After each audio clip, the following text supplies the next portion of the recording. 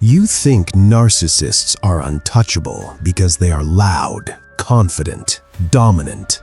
That's the lie that keeps you feeding them. Every explanation, every defense, every attempt to be fair, you aren't proving strength, you are providing fuel. They don't dominate through facts, they dominate through provocation. They extract energy, control the tempo, and exploit every reflexive response you give. Machiavelli wrote, "Men judge more by the eye than by the hand. Power is perception. Control is inferred, not declared. The moment you react, you surrender. The moment you go silent, they begin to collapse. And the moment you master this, you become untouchable, unseen, and lethal without striking a blow." Number 1. Attention is ammunition. You've been taught that engagement equals strength, that reacting proves intelligence, that explaining yourself establishes authority. All lies. Attention is ammunition. Every word you give, every emotional twitch you display, feeds the predator. Narcissists are not clever because they dominate. They dominate because they provoke, and you respond. That response is fuel. In the workplace, a manager subtly undermines you with a joke about competence. You clarify, defend, explain. The room watches your scramble. He smiles internally. Control has shifted. Your attention has been weaponized.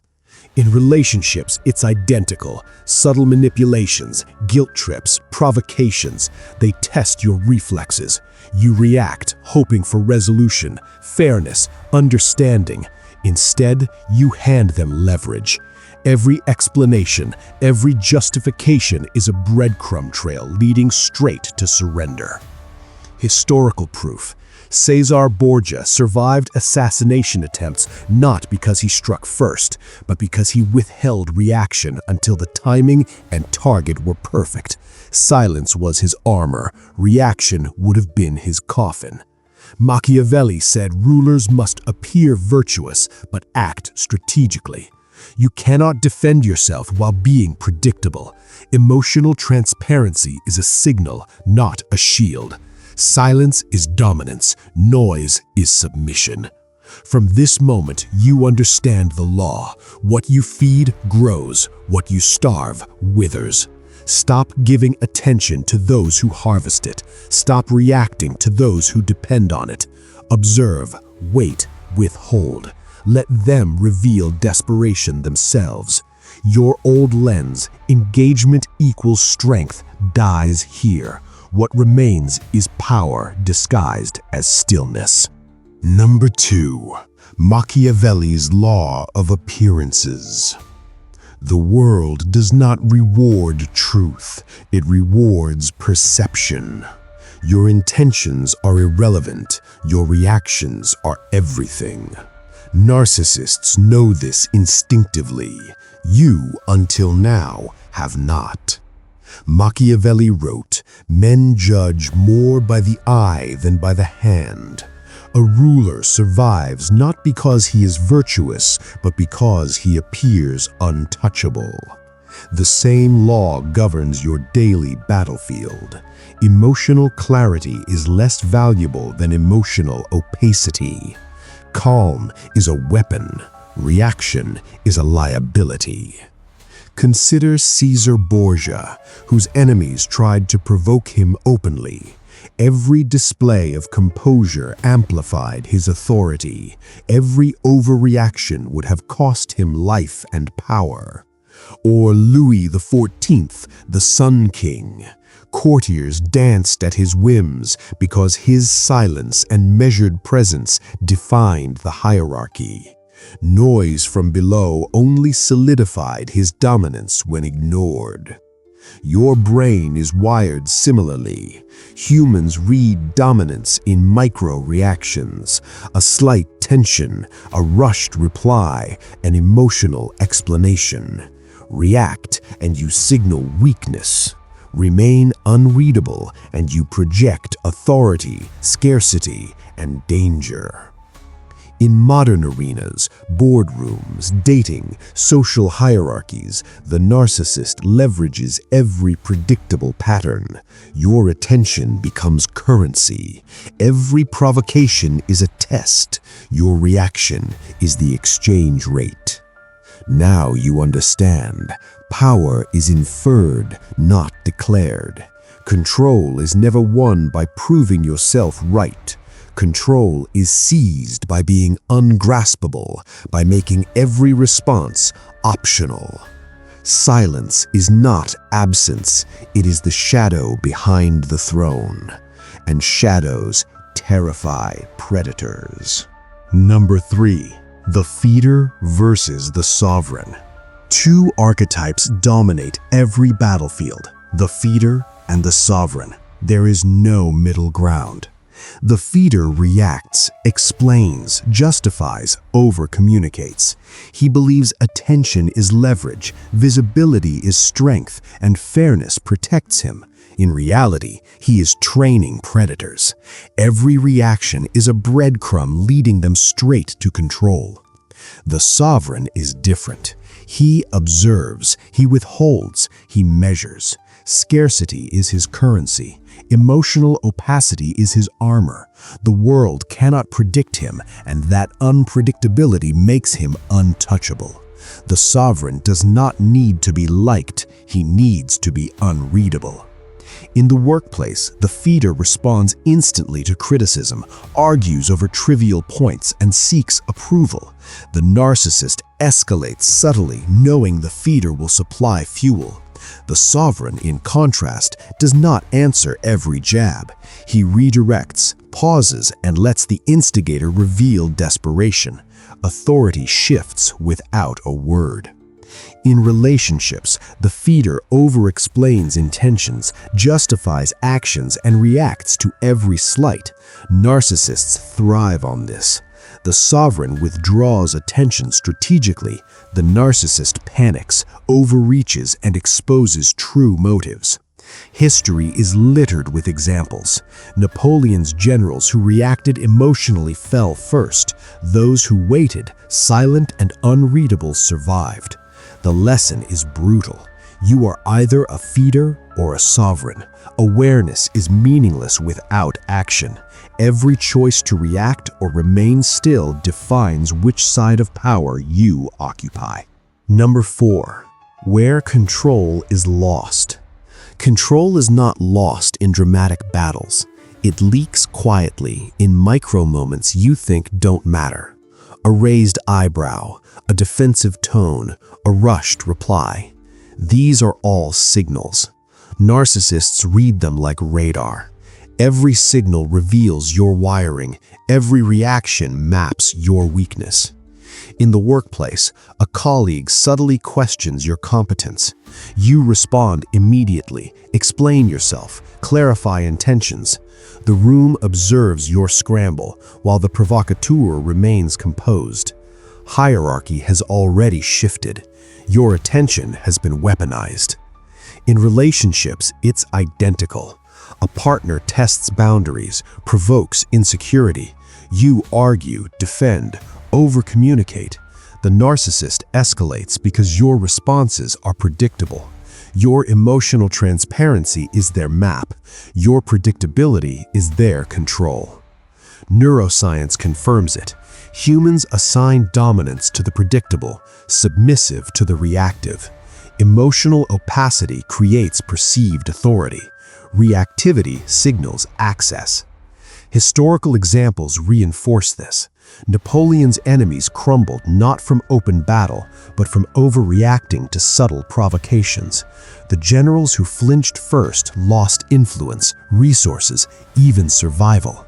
The same principle governs your modern social landscape. This chapter makes the danger visceral. Every reaction trains the predator. Every explanation sharpens their weapon. Every attempt at fairness or resolution reinforces their control. You are conditioned to overreact because society rewarded compliance and clarity. But here, those instincts are liabilities. The battlefield is silent, the war is invisible, and the moment you react, you surrender ground. Number 5. The Silent Neutralization Protocol. You do not defeat narcissists with confrontation. You defeat them by removing oxygen. This is not avoidance, it is warfare. Tactic 1. Delayed response. Never reply instantly. Speed signals eagerness. Eagerness signals weakness. Control the tempo. Let them wait. Make them uncertain. Uncertainty terrifies manipulators. Tactic 2. Selective silence. Respond only when necessary. Provocations, insults, emotional bait, ignored. Not acknowledged, not corrected.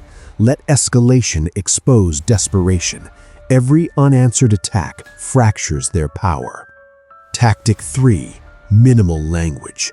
Short, neutral sentences. No explanations, no justifications. Machiavelli warned, excessive honesty disarms you. Words are tools, not confessions. Speak only when it amplifies your position. Real-world illustration. In a boardroom, a manipulative coworker throws a passive-aggressive jab. The feeder reacts. The sovereign redirects the agenda, silent and measured.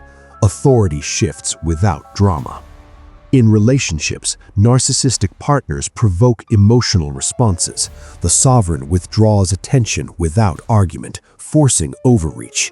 Historical anchor. Cesar Borgia survived assassination attempts because he never overreacted. Silence was his shield. Reaction would have been his coffin. This protocol feels uncomfortable. It breaks the addiction to being seen as reasonable, but effectiveness has no interest in fairness. Your goal is to neutralize influence, not to validate feelings. You are no longer playing to earn approval. You are playing to end manipulation. Number 6. Death of the reactor. The final battle is not against them. It is against you. The reactor, the old version of yourself, must die. He explains, he justifies, he reacts to every slight. He believes clarity and fairness preserve authority.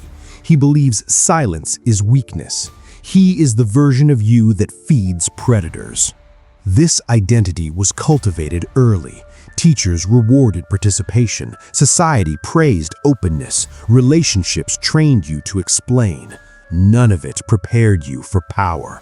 None of it trained you to be untouchable. The sovereign is built differently. He does not seek understanding. He does not chase resolution. He does not need to be liked.